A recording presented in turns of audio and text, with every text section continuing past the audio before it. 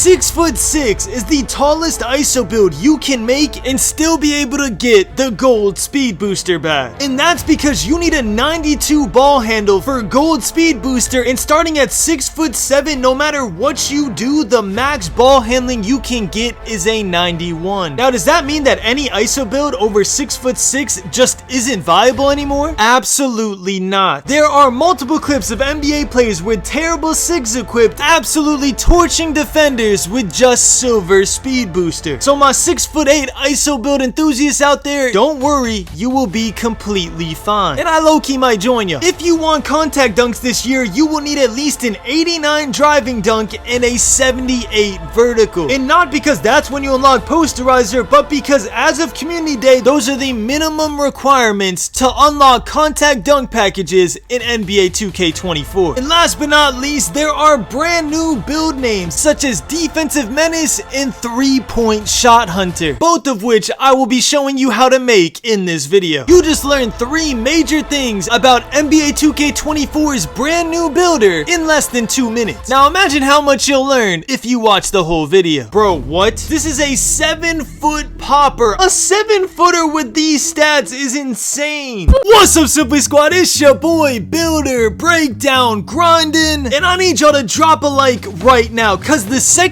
this video gets 3K likes, I will drop the first ever NBA 2K24 online rec gameplay where I tested out a build that gets a 99 driving dunk and a 99 strength rating. And I didn't test it out against no bots. I tested it out against Duke Dennis, I'm Davis, Cheeseaholic, and a professional 2K player. You will literally be able to see how over or underpowered Hall of Fame Bulldozer really is against one of the best 2K players in the entire world. Make sure you're subbed with notifications on so you don't miss out on that. Now we have a lot of builder information to cover, so let's get into this. Alright y'all, here we go. Unlike everybody else, instead of me just sitting here and telling you about the builder, we're actually gonna go through together and make some builds. That way you fully understand the process and will know what attributes to look out for when you're creating your build. And we're making nearly every type of build you'd want. We're making a small guard Steph Curry type of build that has a high 3-point speed and ball handling rating. Then we're gonna make some tall ISO builds, specifically 6'6", 6'7", and 6'8". Go over the advantages and disadvantages to all of them. Then of course I couldn't forget my lockdowns. We're gonna be making some pure lockdown builds. And then to wrap it all up, we're gonna go over a 6'9" shooting center build and a 7-foot big man build. That way by the end of this video, even if you didn't get your specific build covered, you'll have a great general understanding of the builder and you'll know what to look out for when making your own build. Now there's 2 major things you need to know before you make your first build. And the first is, how does changing your height, your wingspan, or your weight affect your build? I'm not gonna lie, I could let you pause through this whole video and figure it out yourself, but instead I'ma just tell you. So when you go up 1 on your height, or in other words make your build taller, you positively affect your driving dunk rating, post control rating, perimeter defense, interior defense, steal, block, offensive rebound, defensive rebound, and strength. I know, it's a lot. Just bear with me. It'll all make sense in a second, I promise you. But all those ratings go up when you go up with your height. And when you go up on your height, the ratings that are negatively affected are your mid-range, your 3-point, your ball handling, your speed with ball, your speed, and your acceleration. And don't worry, if you feel like you missed something or you're finding it hard to follow along, I got a list for you right here. Just pause the video and screenshot it. And now that you know that, common sense will tell you that if you go down on your height, everything is flipped. So your positives become negatives and your negatives become positives. Keep that screenshot around. It will be very important for your build. Now, when you go up on your wingspan, you positively affect your block rating, your driving dunk rating, offensive rebound, and defensive rebound. And when you go up on your wingspan, you negatively affect your strength, your 3-point, and your mid-range. Once again, if you missed it, here's a screenshot for you. Just pause the video and take a picture. And once again, common sense, if you go down on wingspan, everything will be flipped. And last but not least, your weight. The good thing about weight is that it's kind of self-explanatory. If you go up on your weight, you go positive on things that have to do with strength. So for example, strength itself, interior defense, perimeter defense, and both rebounding attributes. So if you go up on your weight, all of those ratings are positively affected. And if you go up on your weight, the ratings that are negatively effective are anything that have to do with speed. So for example, speed